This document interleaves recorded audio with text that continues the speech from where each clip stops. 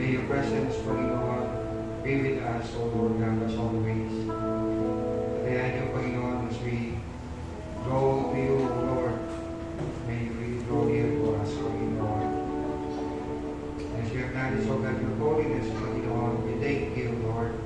Kami ang talinyo ng napita ng aming Panginoon Jesus. And so we can stand before you, Lord. Sa ganang aming kapiran, yes, Lord, we can stand before you, Lord God. Salamat because of your grace, because of your love, to your Son, Jesus Christ. Kami, Panginoon, ay malayang nakalapit sa kabanal-banal ng ito, Panginoon. And Lord, as we stand in all of you, Panginoon, tuloy kayo sa aming magpakayan ng iyong kadakilaan that will draw us more and more, O God, to be open to you, Panginoon. Lord, kayo magpala sa pagkakaroon ng iyong salita.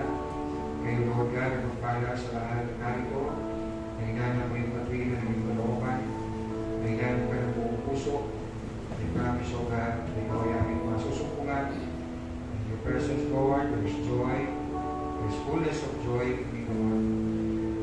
In your presence, O God, even may gagalingan, Panginoon. In your presence, O God, Panginoon, may natagumpay ng Panginoon. Salamat po ng marami kayong magpala sa gawain ito.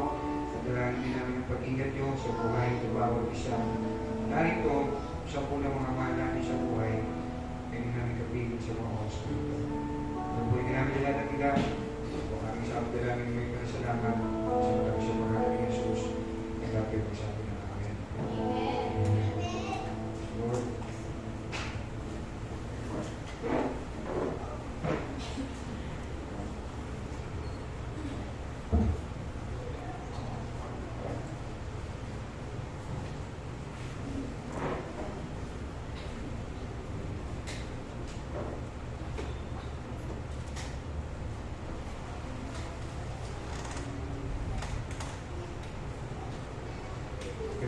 siguro tungayan natin ang salita ng Panginoon mula po sa Kawikaan 28, isang palata na po ang ating pagbubulay-bulayan. Proverbs 28, Kawikaan 28, bilang 13.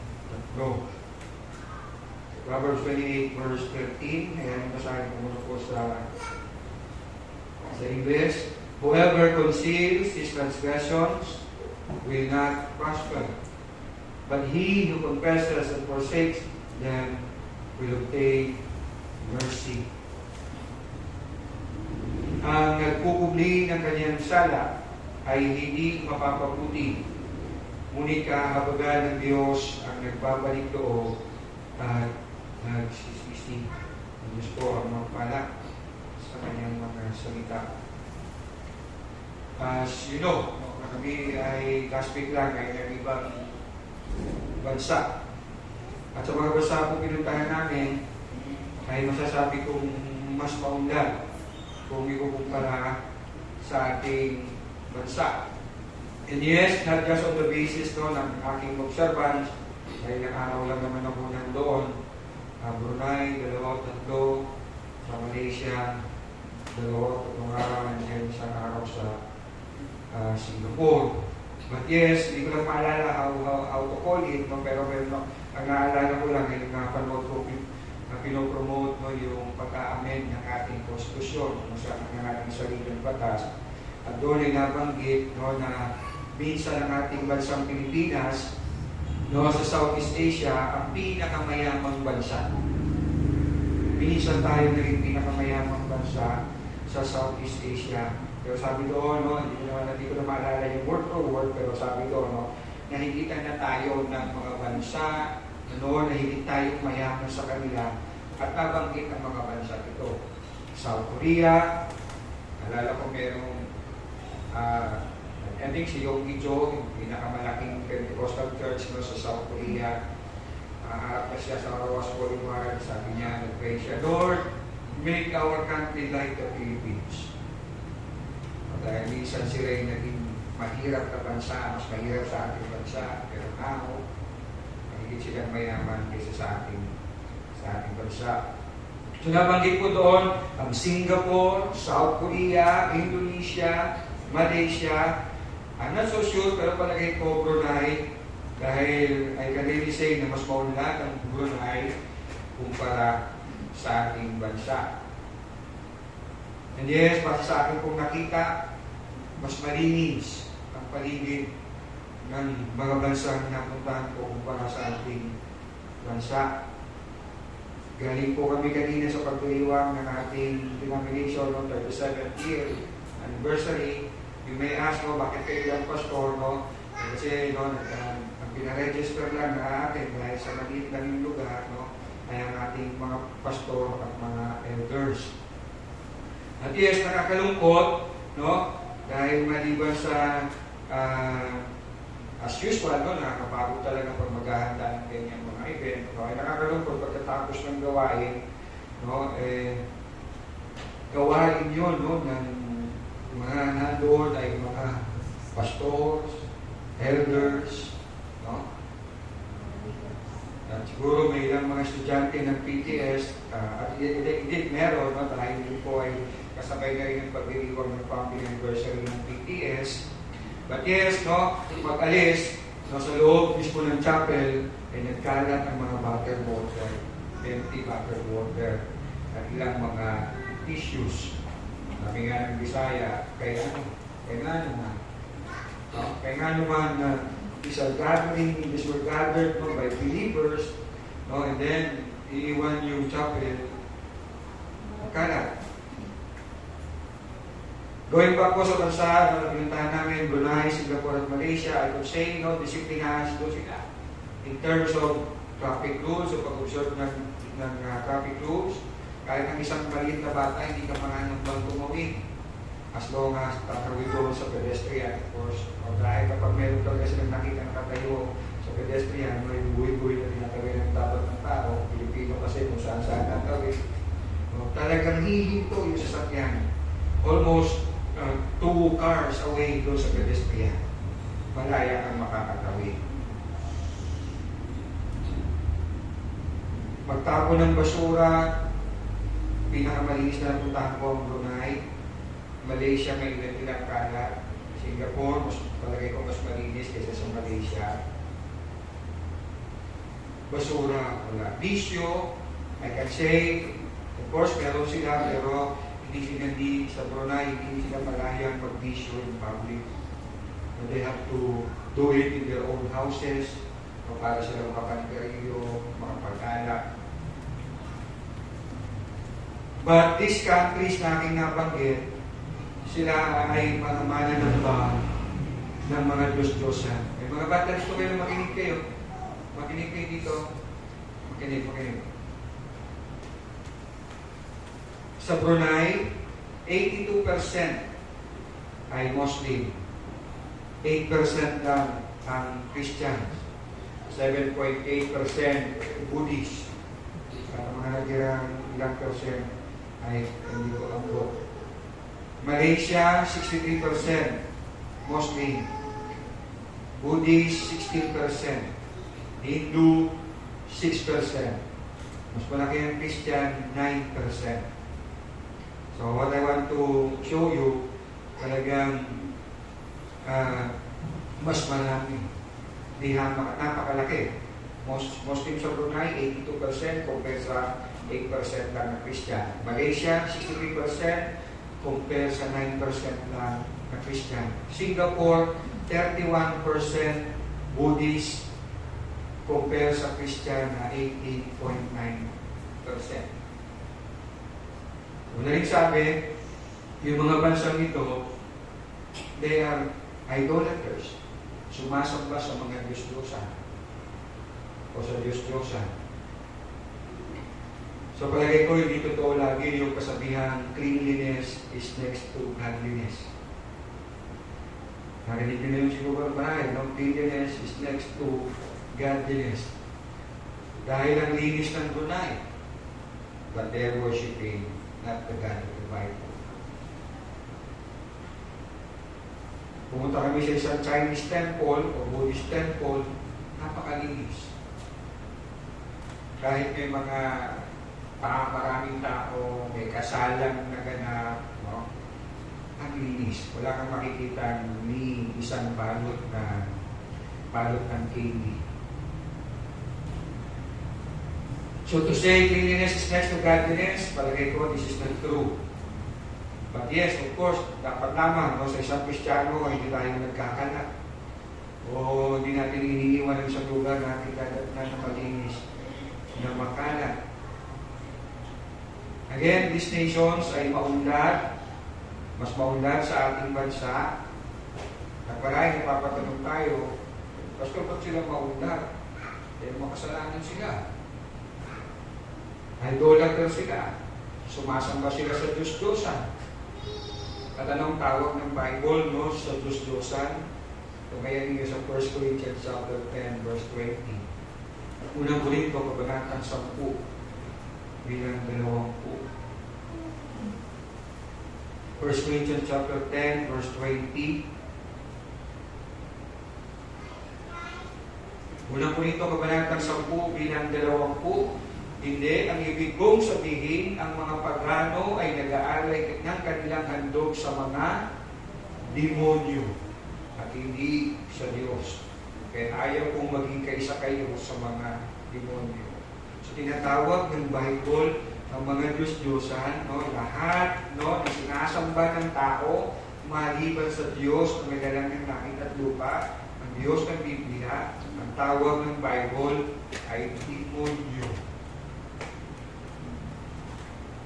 So lahat ng sumasamba sa hindi Diyos ng Biblia ay sumasamba sa demonyo. Sinasabi ni Paul sa 1 Corinthians chapter 10, verse 20. And remember, sabi ng kapatid ko nung nag-sponsor sa aming pagpunta sa Tunay at lugar-lugar. Pumasok kami sa isang templo naman ng Hindu. No, marami with us. Pastor, ba't kayo pumapasok doon? Okay, I didn't enter there to worship. I didn't enter there para whatsoever. Kailangan mo lang magubad ng sapatos, medyas, no? And some of them, magbubukas pa talaga ng paa para tumapak po sa temple kayo. Sabi ng kapatid ko, ayan, tingnan mo, mukhang demonyo. Yung mga statwa nila doon, mga Diyos-Diyosan nila doon. Pero hindi lang sila mukhang demonyo. Ang tawag ng Bible sa kanila, demonyo. Mga demonyo. Again, you may ask, bakit maunlad silang bansa, Pastor, kahit paano nang ba sila ng Diyos-Diyosan? Natawag nga ng Bible ay demonyo. Hindi nga ba, minsan hindi nagtanong natin. Si Jeremiah ay nagtanong din ng ganyan tanong. May not be no word for word, no? Pero yung essence ay gano'n. Jeremiah 12 verse 1. Jeremiah 12 verse 1, ikaw ay matuwid, Yahweh, at kung ako may mga twiran, mapapatunayan mong ikaw ay tama. Minsan, pero tayo kay Lord, no?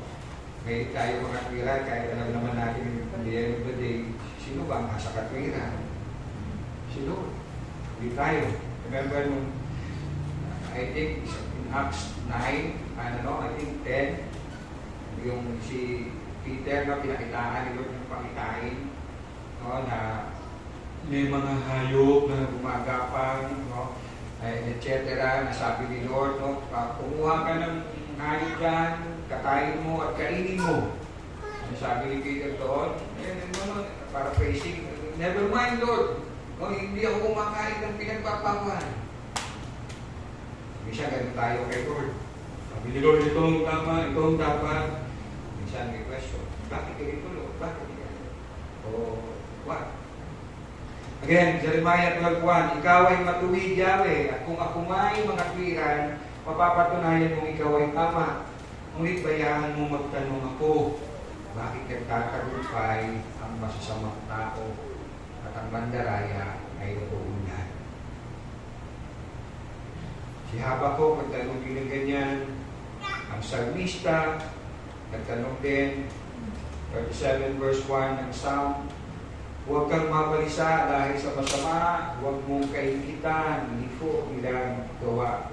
That be, of course, obviously, in the form of pagtatanong, yes, sinasabi diyan, Huwag kang mabalisa dahil sa masama. Huwag mong kaingitan, hindi ko nilang gawa. Niya kami isa napapaisip tayo. Sa bahay naman yun, pero naka-Ferrari. Ako naka-e-bike. Diba? O yun, grabe naman sila. They worship, sabi ng Bible, demonyo ang gino-worship nila. Pero ba't ang lalaki ng building nila? Ang gaganda ng mga bahay nila. And yes, napapatanong tayo ng ganitong tanong, lalo na kapag naiisip natin, pag-uli naman akong tao. Baka Diyos naman ako. Nagsisikap naman akong maging tapat na mananampalataya. Bakit hindi ako makaranas ng ganung nararanasan nila? We ask these questions, why bad things happen to good people? Bakit nangyayari masasamang bagay sa mabubuting tao? Sabi ng isang maangalas, sabi ni R.C. Sproul, sinagot niya ang tanong na ito. Nagkomento siya sa tanong na ito, si R.C. Sproul. This is true only to one person, the Lord Jesus Christ. Itong kasabihan na o tanong bakit nangyayaring masasamang bagay sa mabuting tao, sabi niya, totoo lang ito nangyari kay Jesus, hindi sa sinumang tao. What is saying, lahat tayo makasalanan. Lahat tayo nagkakasala. Pero si Jesus, hindi siya nagkasala, hindi siya, pero He suffered a lot. Sa kamay ng tao, sa kamay ng Diyos. So to say na ang pag-unlad, kalusugan, tagumpay, o pagtupad ng pangarap, magarang bahay, ay larawan o patunay na pinagpapala ka ng Diyos ng langit at lupa, this cannot be true sa lahat ng dumaranas nito. Ano siya amin? So, ibig sabihin, nasa high-rise building, nakaka-round trip around the world, at pinagpapala siya ng Diyos. Again, this is the true to all. So yes, this is the true to all. I mean, po pwedeng pinagpapala siya, and so he is nag-around trip around the world siya, pero po pwede rin nag-around the world siya, pero hindi talaga siya pinagpapala.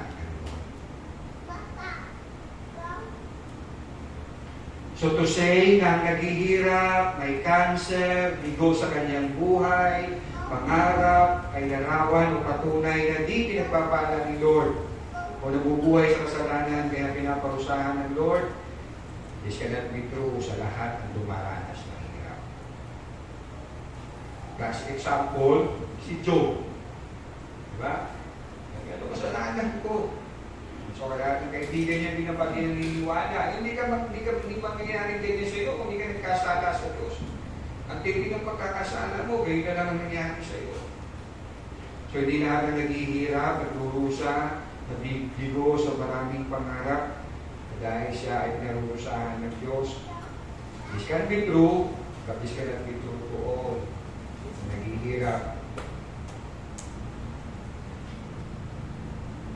Going back sa ating context, ang nagkukubli ng kanyang sala ay hindi mapapabuti. Ngunit kahabagan ng Diyos ang nagbabalik loob at nagsisisi. Hatiin ko lang po ito sa dalawa. Ang nagkukubli o seals o covers ng kanyang sala ay hindi mapapabuti. I believe this is true to all.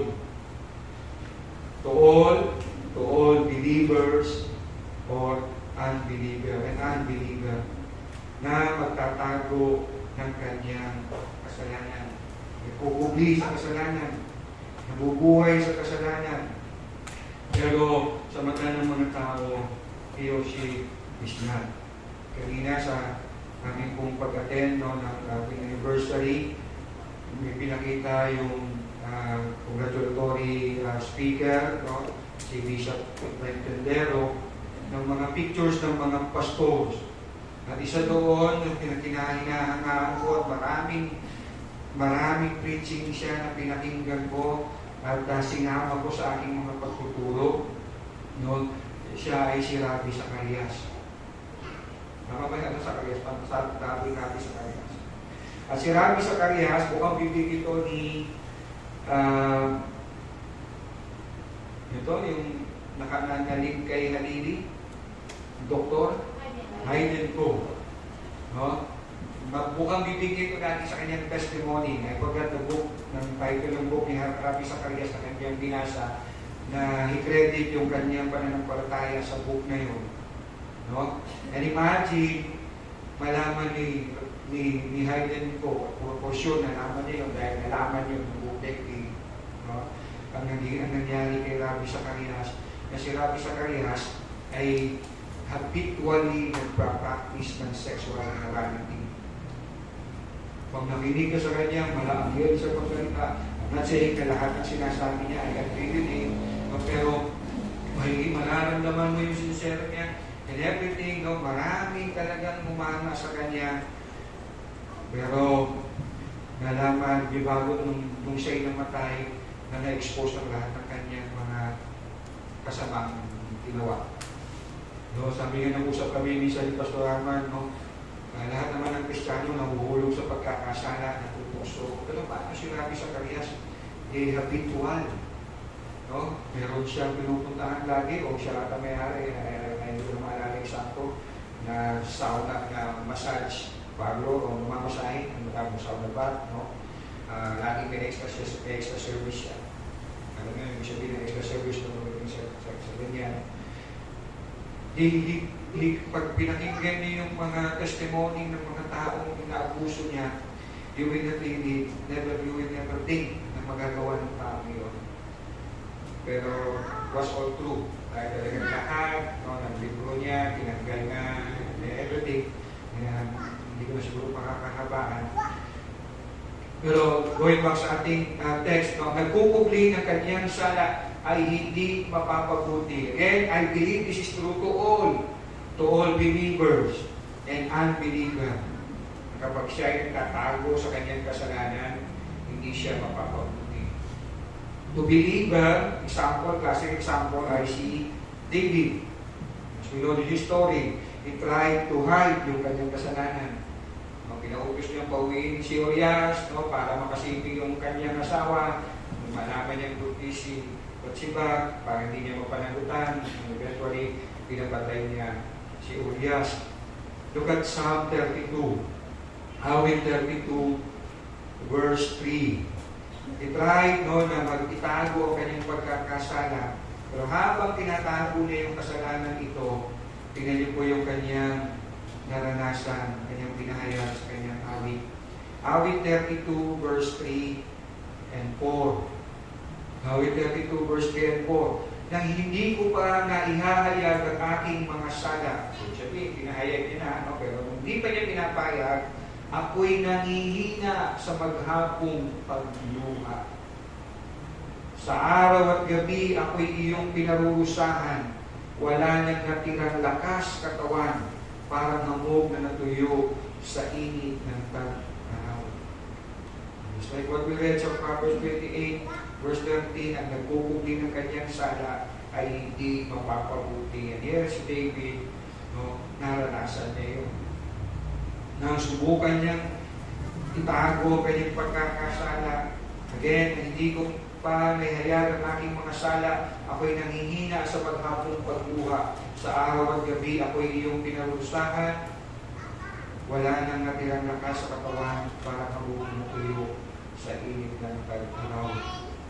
Another example, hindi na po babasahin, we used to read every Lord's Supper, 1 Corinthians chapter 11.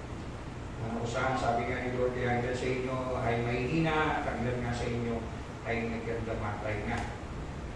Yes, this is true to believers. Kapag nagkumpli tayo ng kasalanan, hindi tayo mapapabuti. And yes, this is true to unbeliever. Marahil maisip niya, marahil maisip ng isang unbeliever, wala naman nangyayaring masama sa akin. Even nagpapatuloy ako sa kasalanan. Walang Diyos. Marahil may magsasabi ng unbeliever, yes, narinig ko yung nangyari kay John Lennon. Kung sinabi niya masikat pa kami, ang Beatles ay masikat pa kay Jesus. Yung paano namatay si John Lennon, mayroong sa fans na natinay siya. Hindi naman nangyari sa atin yun. Maraming narinig niyo yung nangyari sa sinasabi, yung engineer ng Titanic, kung tinanong siya kung gaano katibay yung kanyang yung barko, yung design, sabi niya, kahit ang Diyos hindi kaya itong ilubog.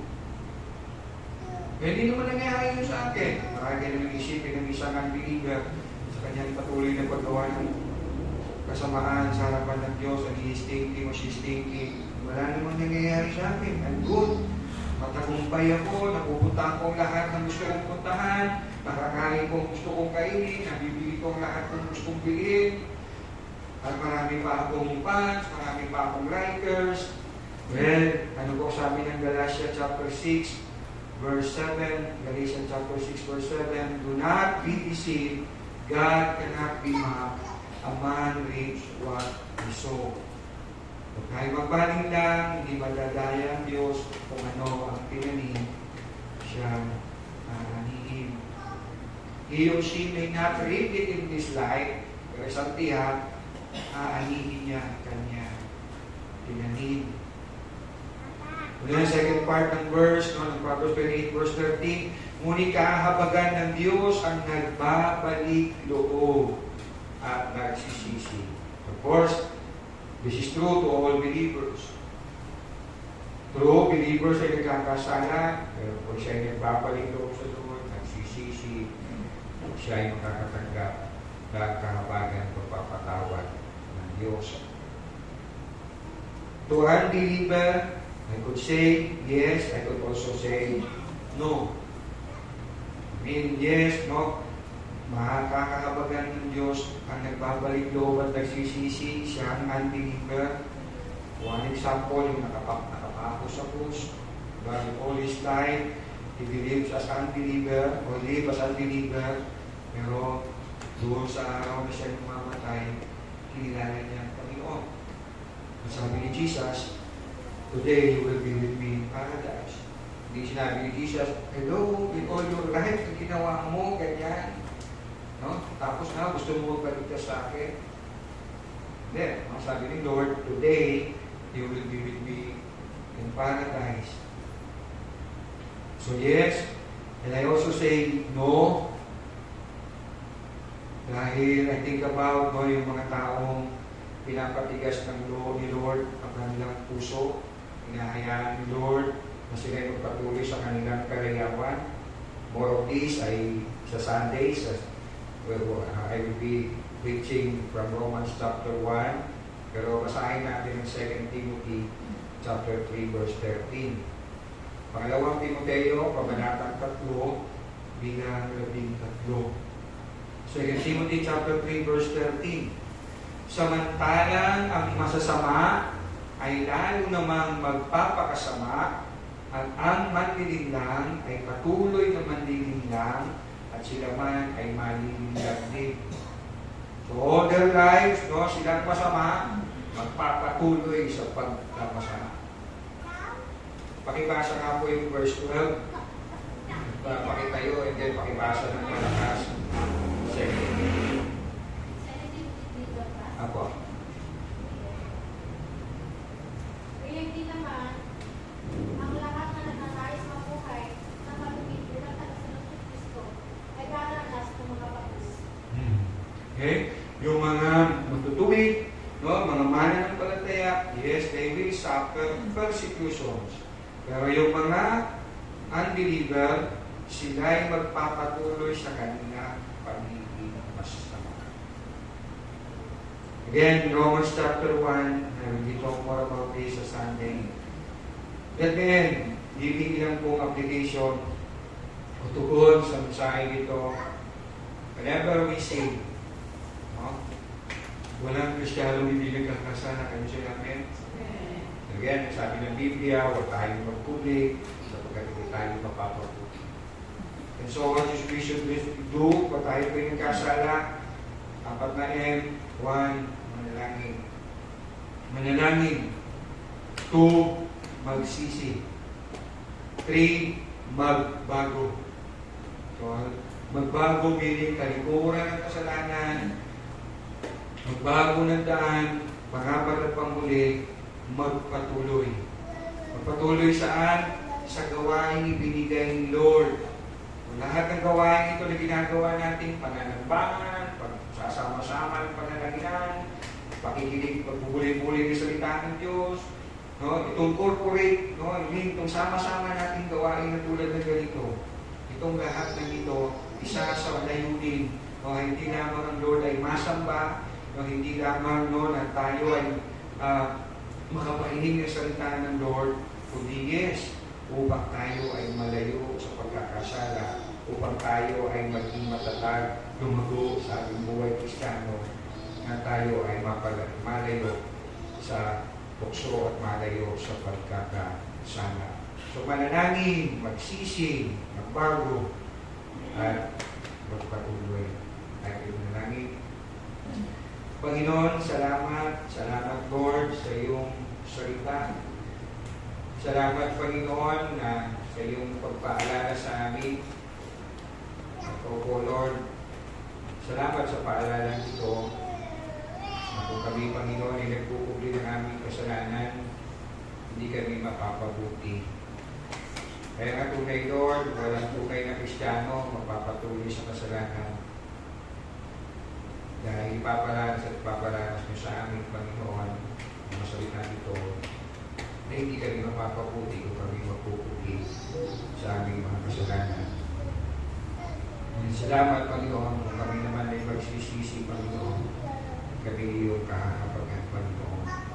Lord, salamat, Panginoon, na hindi lamang po kayo, O Diyos, na nakatingin sa amin, Panginoon, na para bagang tao na naghahanap lagi ng aming kamalian, Panginoon. Muli na kayo lagi nakatingin, Panginoon, na may kahabagan sa amin, Panginoon. But yes, Lord, because you are holy, hindi mo kami, Panginoon, hinahahayaan, Panginoon, na kami ay magpatuloy sa kasalanan, mamuhay sa kasalanan. Lord, salamat, Panginoon, na meron kaming bagong buhay. Imagine, Panginoon, kung ang buhay namin ay wala sa iyo, Lord, gaya ng sinabi mo sa iyong salita, ang masama ay magpapatuloy sa kasamaan. Salamat, Lord, na kinabagan kami. Salamat, Lord, na hindi mo kami ng bagong buhay. Kaya naman, Lord, ang mga salita mo, Panginoon, kaya namin nararanasan. Kaya naman, Lord, narin ang Santo Espiritu na aming nararanasan, Panginoon. And whenever, O God, kami nagkakasala, we crave the Holy Spirit, Panginoon. Lord, salamat po muli sa iyong habag, sa iyong awa, Panginoon. And kaya, Panginoon, na ang mga salita mo ito, Panginoon, we regard our hearts, Panginoon. Kami na bubuhay sa mundo ito, na nandito ang big one, Panginoon. May salamat, hindi na dakila na nasa sa amin, Panginoon. Salamat po marami, pinupunin namin na dakila. In Jesus' name we pray. Amen.